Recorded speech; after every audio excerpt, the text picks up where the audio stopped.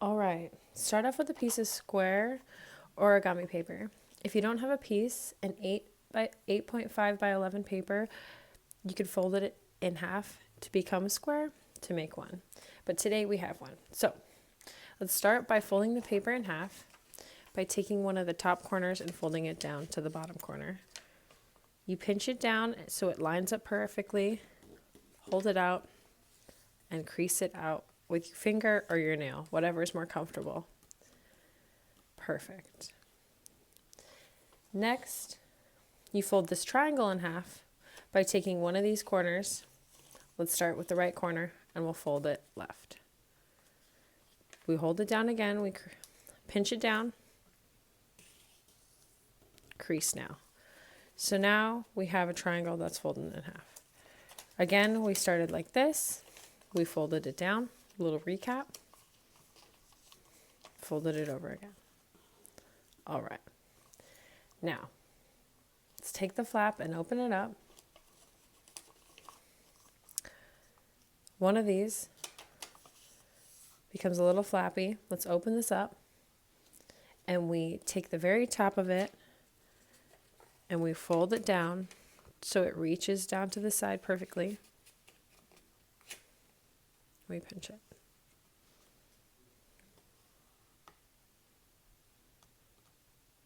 Now we'll turn the paper over and do the same exact thing. This is what I like to call the little baby shark fin move. Baby shark do. Everyone loves that. Okay. By everyone, I mean children. Okay, so now this one's a little bit harder because it wants to just move around. Pinch it down.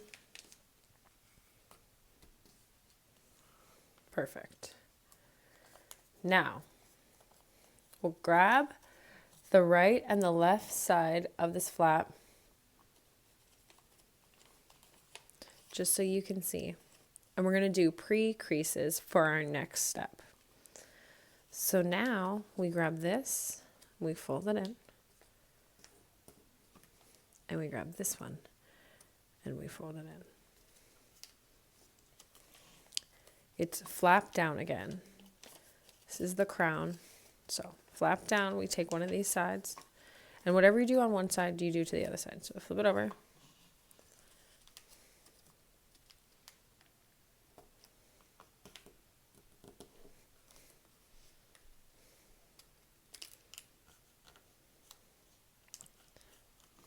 Perfect. Always make sure you fold your creases down well.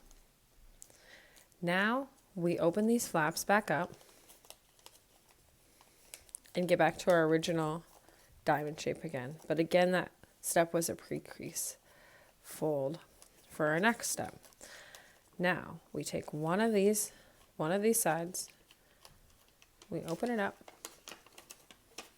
and we fold into the crease that we just created.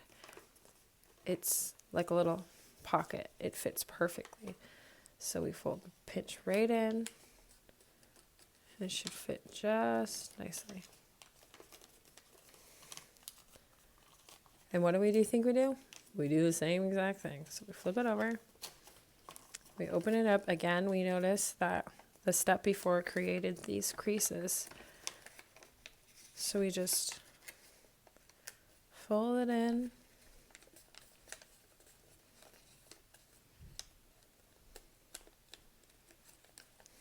Haha. Perfect. Yay. Now we open these flaps upward.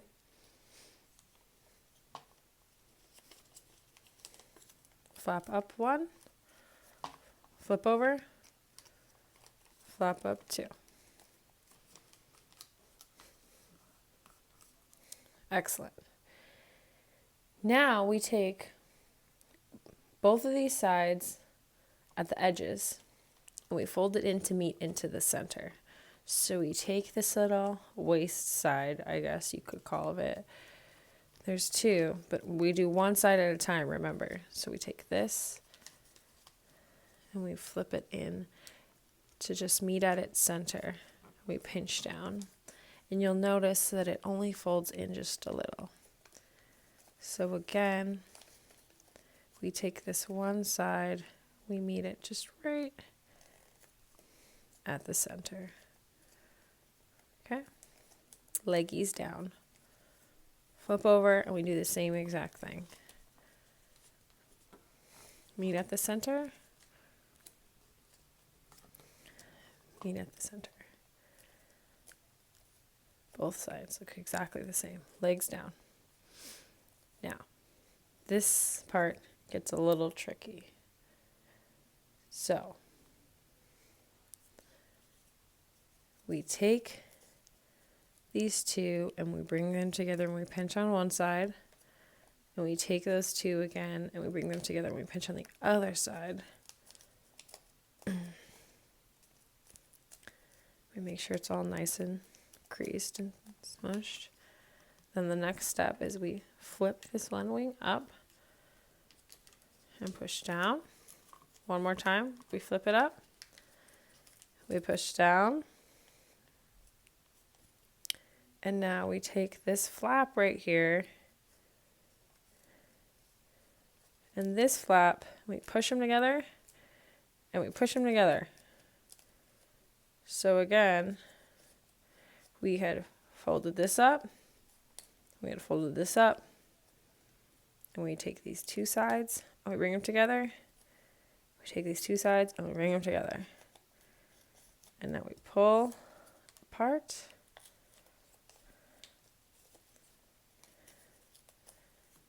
You choose one of these to be the head and you fold it down just a little. And voila, you have an origami paper crane. For the final portion of our project, we go back to our original landscape that we created in the beginning of this activity, and we use tape and we tape them into our landscape. So depending on the landscape and the type of crane, color, or size the child made, it would be very interesting and creative to see what they come up with and why they put it and where. Then a 2 to 5 sentence description on the back of who their crane is, where their landscape is, and why they put it there. And then having it be 3-dimensional is really interesting. So it's flying around. I chose to have my crane hanging out in the valley, but maybe yours could be flying in the sky or down in a river if that's where you chose. I decided to name mine Kira, and she flies around.